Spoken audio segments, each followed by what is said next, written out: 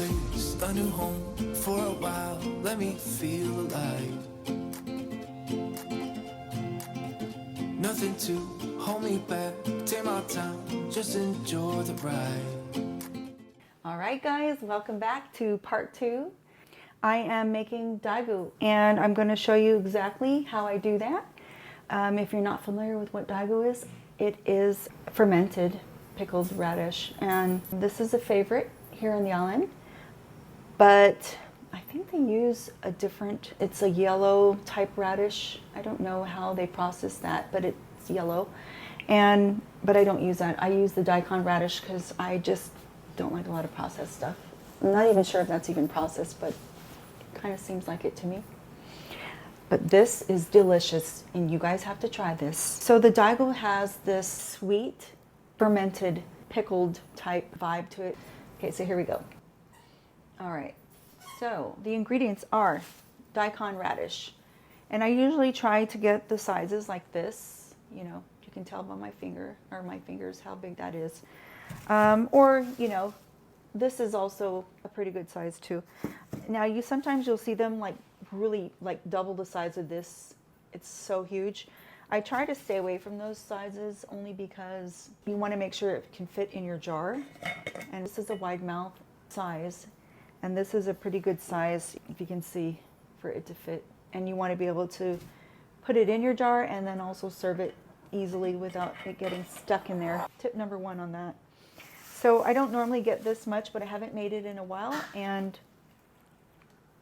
I want to make as many jars as I can because it goes pretty quickly. I think I'm going to make 3 jars of this, possibly. Definitely over 2 jars. So daikon radish, and then I have, all you need is distilled white vinegar.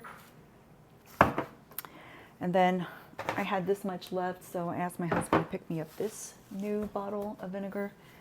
We use a lot of vinegar in this household for our fermenting. And then sugar, plain white sugar. You need white sugar for this process. I don't think you can use any other kind of sugar. I could be wrong. You can check that out, research that yourself. But this is pickled radish. And I'm going to go with what's tried and true, and that's the white sugar. Okay, and then the best ingredient that's going to make this thing kick is the denansi. That's how you say it in Chamorro. This is a combination of hot pepper, salt, garlic, and citric acid. And they put sodium benzoate in here. But this stuff is so good. It tastes so yummy. Look at that. So good. I will show you how much I use in this recipe, but you want to just obviously use that to your liking and to your taste. When I add this to my jars, I kind of go by the way the color of the liquid turns. I like it to be red. It's not going to be to the point where your tongue's going to fall out because it's so hot, but it gives it a good bite and it's very tasty. All right, let's get started. So the first thing we want to do is we're going to peel every one of these daikon radish. We're going to peel it, and then after that, we'll be slicing it up. My son's coming from the States, and this is perfect timing because I want to let them try this deliciousness. I know he's going to want to be making this at home when he tries it. And shout out to my other son in Washington and his family. Try making this at home. Let me know how it turns out.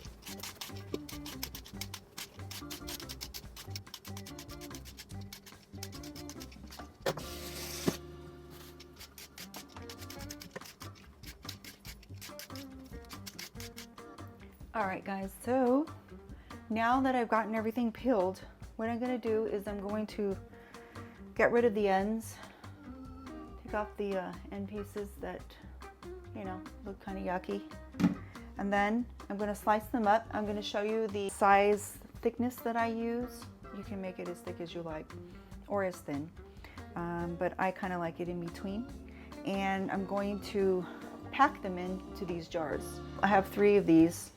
So let's see how many jars I'll actually need. And when you pack them in, you gotta really pack them in tightly as much as you can. That would prevent them from floating up. But of course, if you have a weight like I do right here, that helps out a lot. I'll show you that. I used this on my sauerkraut in my last video. If you haven't seen that sauerkraut video, by the way, check it out. I'll link it here in the description. But yeah, so this is what they look like. I bought this on Amazon. I'll also link that in the description.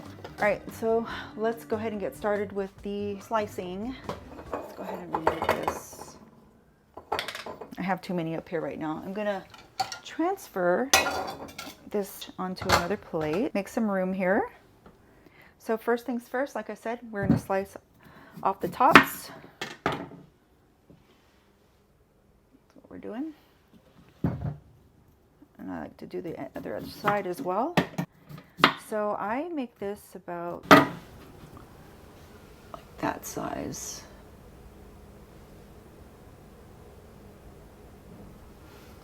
All right, and then I put them in the jar as I go. Take these and drop them in. Oops.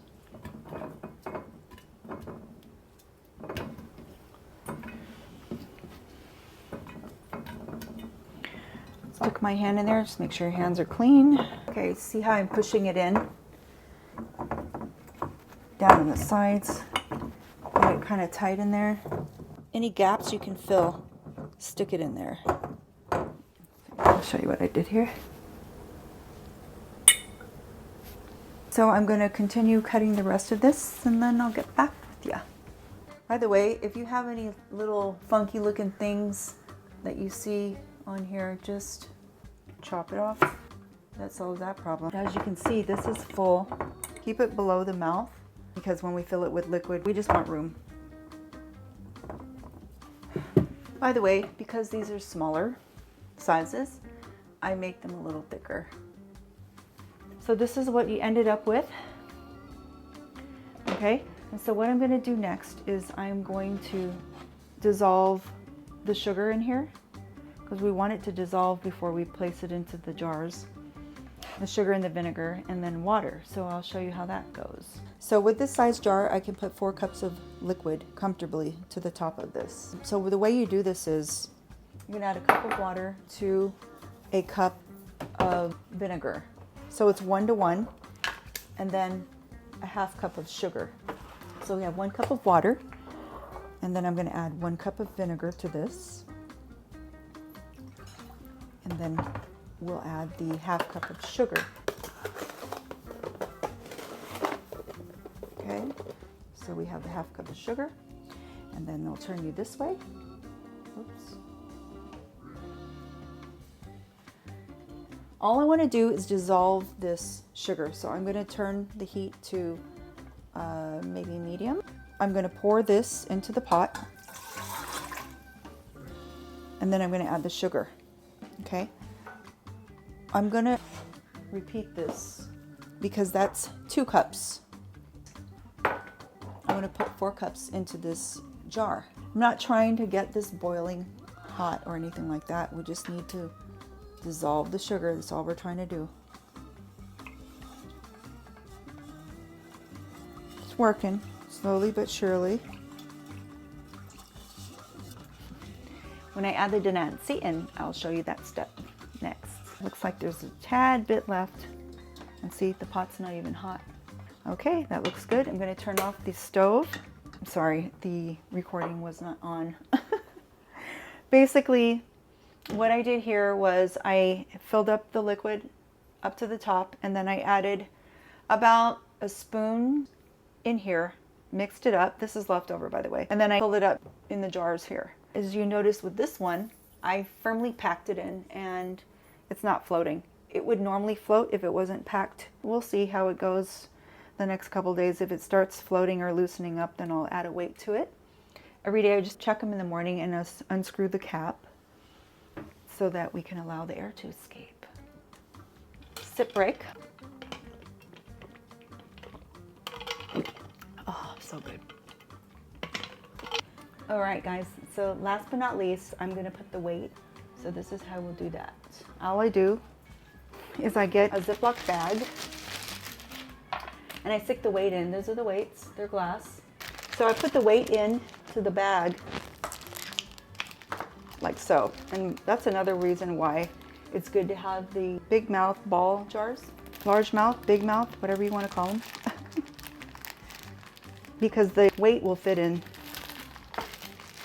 This keeps the daikon radish or whatever it is that you're fermenting underneath the liquid. And just fold the bag over. And then put the cap on. I make it kind of tight so I can flip this over and get all of that hot pepper and flavors to evenly distribute with the top. And I use this bag because I don't want the weight to get lost in here somewhere. I've done that a couple times and I had to fish it out. Once this starts fermenting, it's gonna start creating gases and you need to burp it. Let it sit for about 7 days. Sometimes if we can't wait, we'll start eating it about 4 days, but it's fermented by then. The longer you let it sit, the flavors will meld together. What I do is I let them sit on the counter. Once we do open it, then that's when I place them in the refrigerator. It tastes better cold too.